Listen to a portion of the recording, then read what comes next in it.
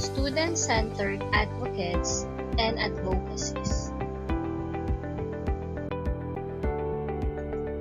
Student-centered advocacy. Using bargaining and organizing strategies to advocate for the needs of students, families, and communities within collective bargaining agreement and school district policies. Here are the characteristics of student-centered advocacy.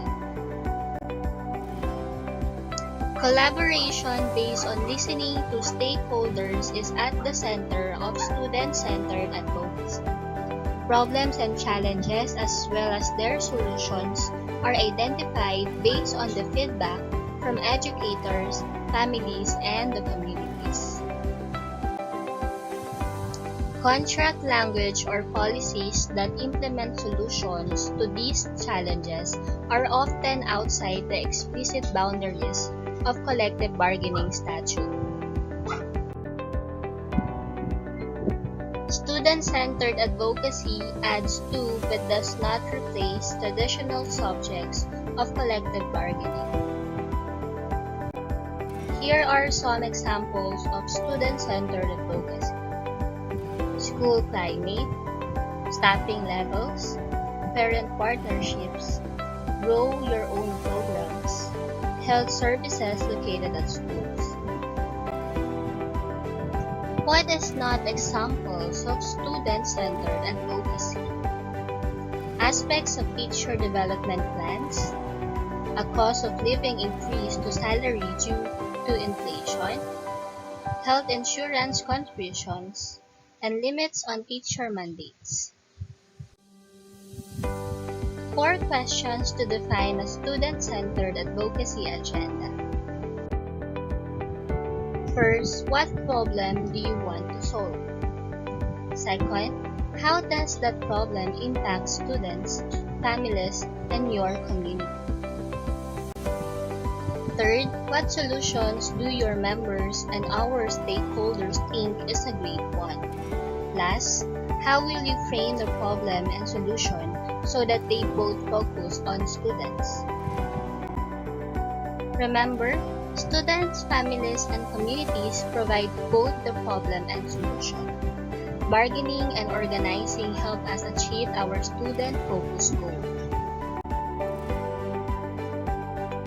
Bread and butter bargaining issues are a complement to student-centered issues. This work takes time. Here's the framework of student-centered advocacy. First, assess.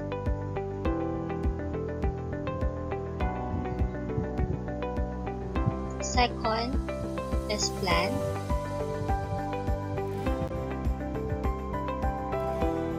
Third, act. And then the last one, evaluate. Assessment.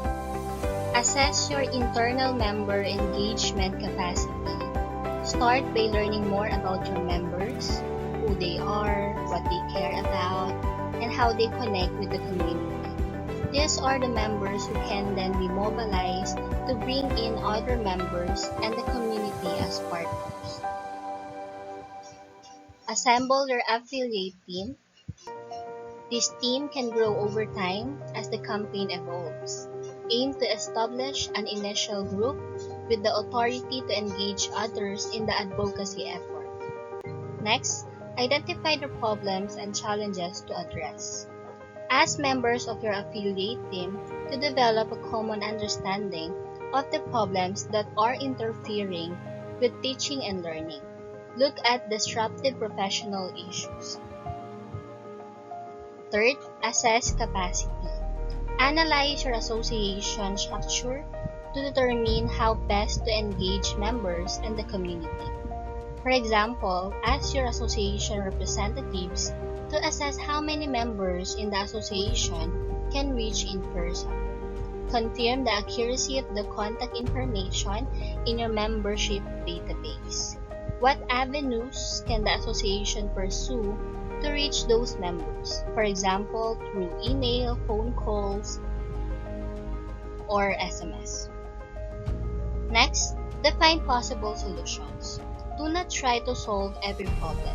A certain recipe for failure is taking on too much responsibilities. Next is understand member and public attitudes. It is invaluable to collect data on the views of key stakeholders about the priorities and possible solutions you hope to address. Not only association members, but school families, civic leaders, and members of the broader community are essential players in advocating for better schools.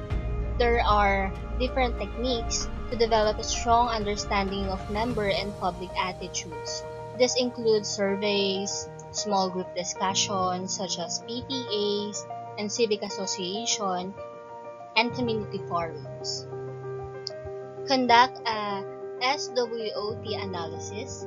A SWOT analysis is a review of the strengths, weaknesses, opportunities, and threats facing your affiliate and school community. The analysis informs your strategic plan.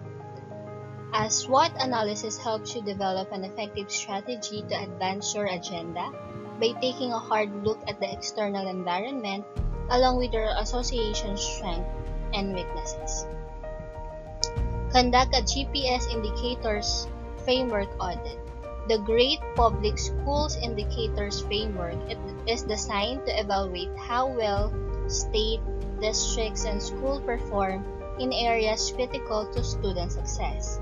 The framework uses 7 criteria that represent general areas deemed critical to the success of public schools and students. The 7 criteria are school readiness, standards and curriculum, conditions of teaching and learning, workforce quality, accountability and assessments, family community engagement, and the school funding. Identify community action partners. Frequently, others in the school community are deeply concerned by the same things that trouble members. These individuals may not have the same perspective as the educators in the school, but they experience the impact of school problems and are an important part of finding solutions. These other audience could become action partners who have the skills and interests to work with you to help improve schools. The next step is to plan. Set specific, measurable, and achievable goals. The results of your assessment will enable you to refine your solutions and set specific goals. Consider the aspiration of your audiences. What are member priorities? What do students need to get a quality education? And what does the school community want? Launch your local action team. Target your audiences. You already have created an affiliate team to work on this effort. Now you can create a local action team that will focus on organizing members and previously identified community action partners who are predisposed to advocate for a new student-centered agenda. Identify the strategic path. Your plan will be driven by the strategic path that your team decides will be most effective in reaching your goals. For example, you might need a legislative solution requiring state actions, policy changes, requiring an administrative and/or school board action, a memorandum of understanding with the school administration, changes that could be bargained, or a combination of these strategies. Consider how best to attain the changes your schools need. Establish functional supports. There are a number of supports to be essential: communications and public relations, member engagement, partner engagement, research, plan management, report and progress evaluation. Tired of planning yet? We know that the work to get this far can be tough. Now it is the time to act. We know that advocating implementing a student-centered agenda may be challenging, but we build on a remarkable tradition. The last step is to evaluate. Once you have implemented your plan, measure the results. That is the best way to gauge the success of your strategy and methods. Honest evaluation will also tell you whether the plan component should be used in the future campaign.